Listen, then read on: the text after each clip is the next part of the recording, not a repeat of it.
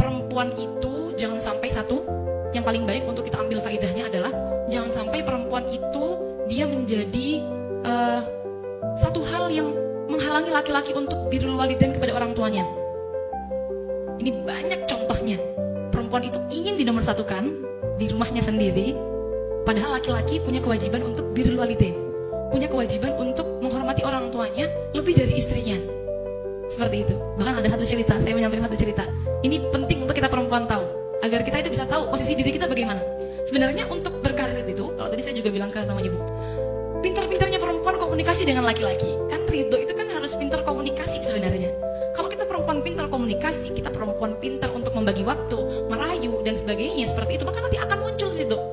Maka akan nanti muncul namanya kesalingan dalam rumah tangga. Jadi pintar-pintar komunikasi. Jangan sampai kita tuh ingin menonjol terus, jangan. Contoh demikian, ada satu kasus zaman Kanjeng Nabi. Sahabat itu ketika nazar dituntun talqin sama sahabat yang lain, sahabat Umar, tidak bisa baca la ilaha illallah, tidak bisa baca kalimat tauhid, tidak bisa. Sampai bingung para sahabat ini, kenapa?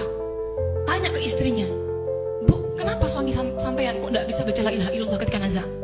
Suami saya selalu jamaah di Masjid Nabawi. Dawuh istrinya, kata istrinya, suami saya itu selalu puasa setiap hari.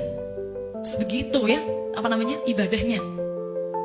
Lalu akhirnya matur sahabat ini kepada Kanjeng Nabi, karena tidak bisa para sahabat yang menuntun talqin tadi matur kepada Kanjeng Nabi karena sahabat ini tadi tidak bisa baca la ilaha illallah. Ketika matur sama Kanjeng Nabi ditanya, apakah dia punya ibu? Oh iya, masih punya Kanjeng Nabi. Ya sudah, sowan sana. Suruh sowan ke ibunya, dawuh ibunya, Bu, ini anak panjenengan tidak bisa ditalqin la ilaha illallah ketika nazar, tidak bisa keluar rohnya. Dawuh ibunya, biarkan. Salah sendiri, dia selama hidupnya selalu mementingkan istrinya daripada saya. Oh, ternyata sekarang ibu mohon maaf, banyak sekali laki-laki itu seperti ini, takut kepada istrinya, lebih takut kepada istrinya daripada takut kepada ibunya.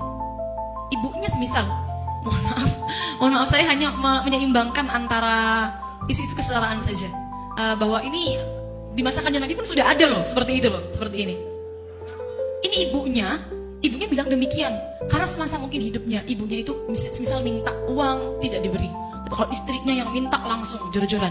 Atau bahkan kemarin Habib Segaf Bahrum juga dawuh demikian, ada suaminya didatangi oleh ibunya minta uang sekedar hanya 50.000 oleh ibunya, tidak diberi karena dia takut, ntar saya izin dulu sama istri saya Bu, seperti itu.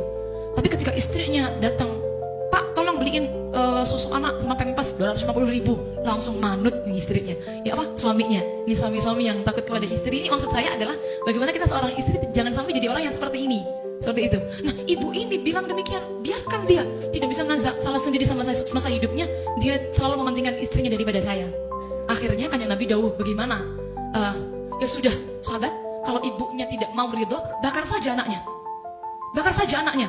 Di depan ibunya Nabi Muhammad dawuh demikian, bakar saja anaknya. Percuma ibunya nggak ridho, nanti kalau dia tidak dibakar di dunia, dia dibakar di akhirat dengan api neraka. Akhirnya namanya ibu, bagaimanapun anak tetaplah anak, mau tidak mau akhirnya ibunya, jangan Kanjeng Nabi, jangan dibakar anak saya. Ya sudah, saya ridho. Setelah ibunya dawuh ridho, saat itulah para sahabat nalkin lagi la ilaha illallah, bisa mau kalimat tauhid, kemudian nazar, dan kemudian selesai keluar rohnya. Maksud saya ini pelajaran penting bagi kita sebagai seorang istri. Saya banyak sekali mendapatkan curhatan, istri-istri ini curhat, suaminya lebih mementingkan ibunya. Lebih mementingkan ibunya. Istri-istrinya yang curhat, suaminya lebih mementingkan ibunya. Saya jawab, loh seharusnya demikian memang. Kita sebagai seorang istri harus pengertian. Kalau suami masih punya ibu, memang prioritas adalah ibunya. Kita yang nomor 2. Yang penting suami sudah melakukan kewajiban-kewajibannya kepada kita. Jangan sampai kita menjadi penghalang antara suami dengan ibunya. Itu yang penting. Itu termasuk adalah beban ganda.